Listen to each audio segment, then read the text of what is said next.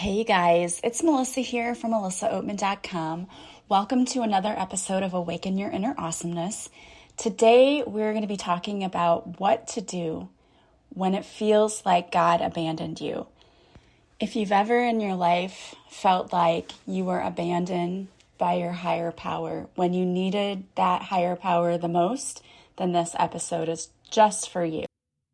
Hello everyone, this is the Dorsey Show. I am your host, Dorsey, and in this show we have special guests come on who have stories of overcoming, stories of faith, stories of inspiration, and this show is for people of faith and for people who believe in God, but it's also for anyone who just need inspiration, who need encouragement of faith in their lives.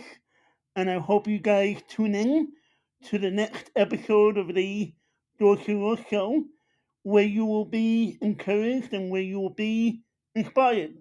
God bless. All right, so we've all been there. We've all felt like we've been abandoned at some point in our life. Even though you may be really spiritual, there's probably been some point in your life where you felt like when you needed the universe the most, there were crickets and you heard nothing and you weren't getting the help that you needed and you don't understand why.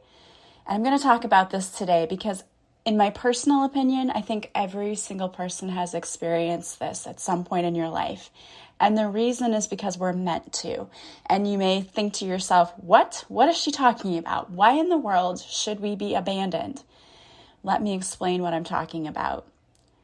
Part of the reason I feel like sometimes it seems like the universe has abandoned us is because when we go through tests in life, is the teacher standing over your shoulder giving you the answers? No. The teacher is there leading up to the test. The teacher is there to prepare you for the test. And when the test comes, usually the teacher is just standing there, looking at you, waiting expectantly for you to answer the questions, not giving you the answers. So part of why the universe, and I don't think the universe abandons us, let's get that clear, but I think sometimes the universe steps back to allow us to come up with the answers. The universe is always guiding us. And so when the time comes for the test, we have been prepared. But do we know the answers? That's where the test part comes in. Are we going to do what we've been guided to do all along? Or are we going to panic, allow fear to come in, and make a big mess of things? To me, that's my own personal opinion, and you can take what resonates with you and leave what doesn't. But I believe that sometimes we have to trust, and so the universe will step back to see how much we trusted and how much we have faith that we really are stronger than we think. We really do have everything we need to get through it. I am being tested a lot in my life right now. I'll be super honest with you. And there have been moments when I'm thinking, I'm doing all of the right things. Why is this not working out the way that I want it to? It's not about us getting exactly what we want. It's about us learning how we get from point A to point B, how we do things better in our lives because we're learning and we're growing. Take the situation with my mom who's going through a lot right now with cancer. So everything has said that she should have been better by now. And then they just did a new scan last week, and now there's a spot in her lung with the cancer. And they're telling her that she's going to be on chemo for the rest of her life. And she can choose to do chemo or she can choose to stop taking it and just enjoy what other quality of life she has left. Now, I don't know about you, but when I heard that, I was super mad. I was so angry. I was like, what? This is not acceptable. This is not an acceptable response. I do not accept this. So my family and I have been like furiously digging through books and reading things, and we've gotten her on several all-natural remedies. She's on several things right now, but she's also decided to do the chemo in conjunction with that. And we're just really still having faith that this is all going to work out, and it's going to work out the way it's supposed to, and everything is going to be okay. As hard as it is to sit here and tell you that everything's going to be okay, I know that it is. And I know I have to have faith, and I know I have to keep going. But I'll be really honest with you. There have been a couple of points along this journey where I've thought, what the heck? Like, I thought this was supposed to be easier than this. Like, it was supposed to go away when she had the surgery. It was supposed to go away when she had chemo. It was supposed to go away when she had radiation. It wasn't supposed to come back. But from everything that I'm learning, and I'm learning so much more than I ever thought possible about cancer, the chemo and the radiation just keeps it at bay. Like, it'll get rid of it, but it may come back because it's not treating what's actually causing the cancer. It's just treating the symptom, which is the cancer. So we're going back and really breaking this down, and we're going after what's causing it, not just killing the cancer. So this is a journey, it's a process, and through all of this, it's been an emotional roller coaster. My mom has been angry, she's been scared, she's been sad, she's been everything. And it's understandable. And I know that there have been moments for her where she felt like she has been abandoned. She has been forsaken. And then she comes right back. No, I know I haven't been. And we talk this through together. Like, yeah, this is a test. Like, this is a test. How are we going to get through this? What are we going to do? And believe me, when I say test, I don't mean punishment. That's not a punishment. Punishment and test are not the same thing. You're not being punished. I know it feels like you're being punished. You're not. Believe me, when I was in college and I was taking some of my exams, it felt like I was being punished too. But it's not. It's a test that you have to get through. We signed up to do these things, and I know there are people out there going, there's no way I would have signed up for this. Believe me, I get it. And I look at my life, I think to myself, why would I have signed up for any of this? We do, because we want to experience everything in life. We want to learn and grow, and that's why we come here to evolve. So if you've gone through a lot of heavy challenges in your life, it's because you wanted to learn quickly. Your spirit wanted to grow in a quick way. You can't grow fast if your life is just gravy every single day. It just doesn't work that way. In order to learn and to grow, you have to be challenged. And that's what life is. It's challenges.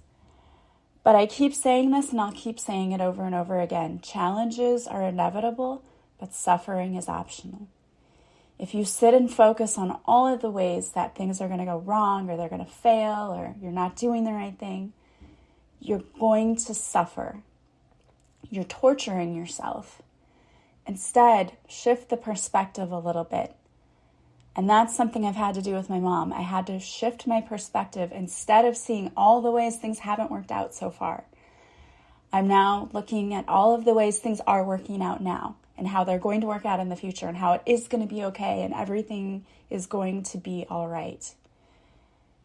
And I keep that. If you're struggling right now and you feel like you're being abandoned, but remember that this is just the universe stepping back, allowing you to figure things out, because you came here to learn. And you can't learn if you have somebody constantly standing over you, giving you the answers. This is a call for you to go within, to get to know your true higher self and to reinvent your life. When tragedy happens in your life, this is a call for you to take a look at what's going on, to take stock, to take inventory of your life, because something's probably needing to be changed. And that at least has been the case for me. In every situation where I looked around when tragedy struck and I was like, what's going on? Why is this happening? There was always a reason. It was happening for me to really look at my life, to go within and to say, am I living as authentically as I should be? Am I doing everything that I should be doing in order to live a life that feels authentic to me? And in many instances, I wasn't. Whether I was in a career or job that I hated, or I was in a relationship that was toxic and abusive, or just living a life that didn't feel fulfilling to me. There's always a reason things happen. It's to shake you up, to wake you up. And it doesn't feel good at the time when it's happening, trust me. But sometimes things happen so that we can take a look and take stock and say, okay, for me, a lot of times it's been, am I doing too much? Am I giving too much of myself to others when I'm not getting it back in return? And do I need to be taking better care of myself? A lot of times when we face illness in our lives, it's because we didn't take care of our emotional and spiritual being, and we didn't do the self-care that we were supposed to be doing. We put everyone else's needs above our own, and we were doing too much. And so our bodies reacted to that. Our bodies will absolutely get sick to let us know, hey, something's not right. And it doesn't necessarily have to be something physical.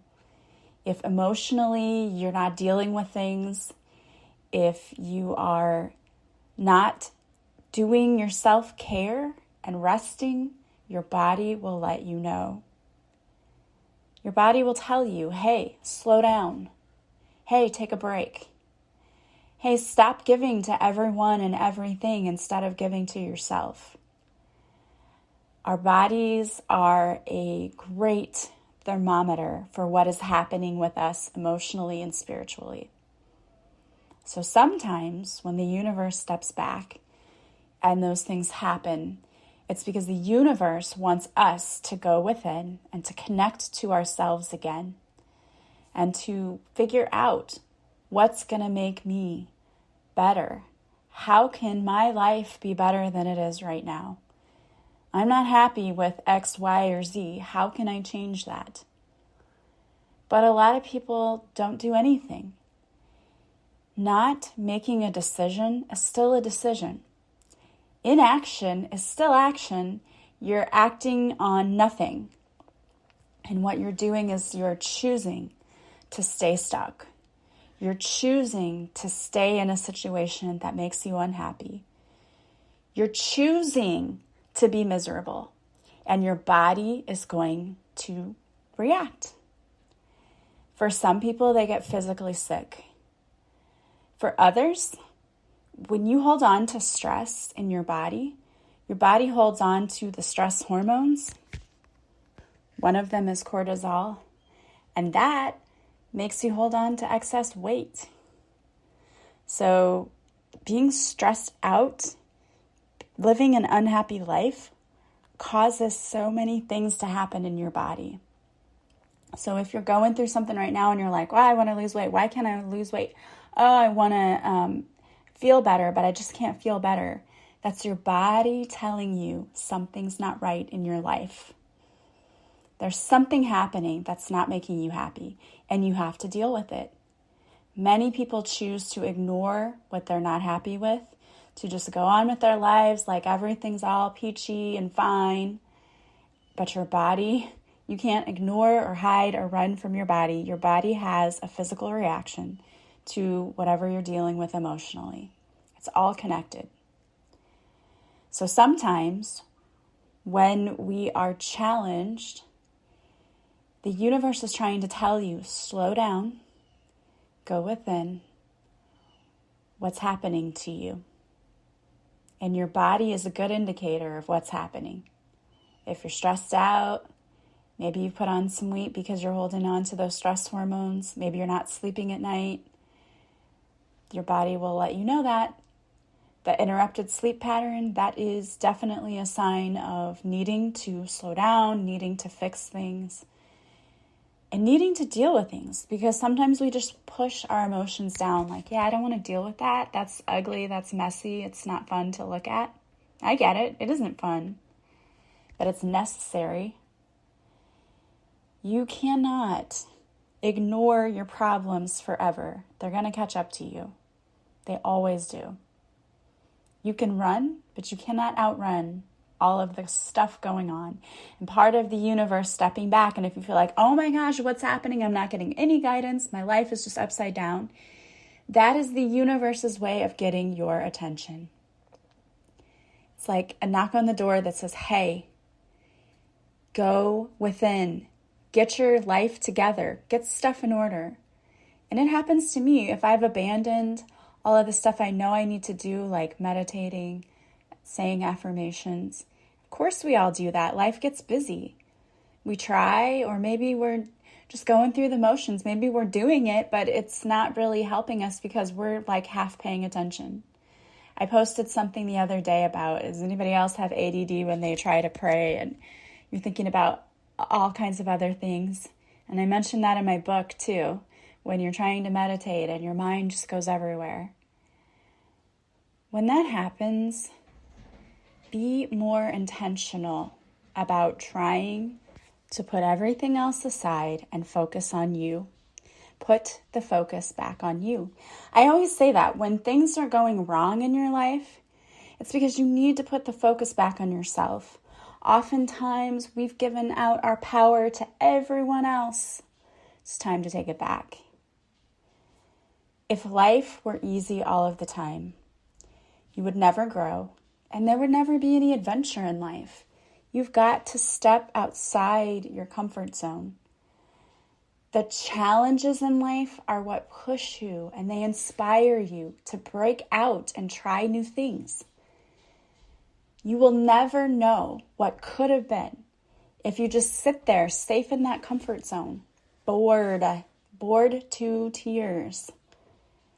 Life is not about being safe all of the time. Life is about stepping outside of what's familiar so that we can be challenged. The strongest people in life have had the most challenges, and they've been able to pick themselves up and keep going. Why? Because they didn't back down from the test. I'm sure they felt in times that maybe they have been abandoned. But they knew that they had to go to the one place they could always return, which was within, to their higher selves. Because your higher self always has the answers. Your higher self holds the key. Your higher self holds the answer key. But we go to everyone and everything else to try to find the answers. And they've been within you the whole time. And those of you sitting out there going, I don't know the answers, I don't have them. Yes, you do.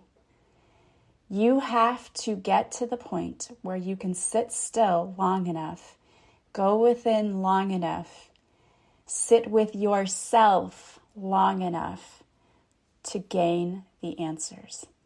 And the one problem that many of us have is we don't want to be alone. We don't want to sit by ourselves because we are afraid of what we will find out.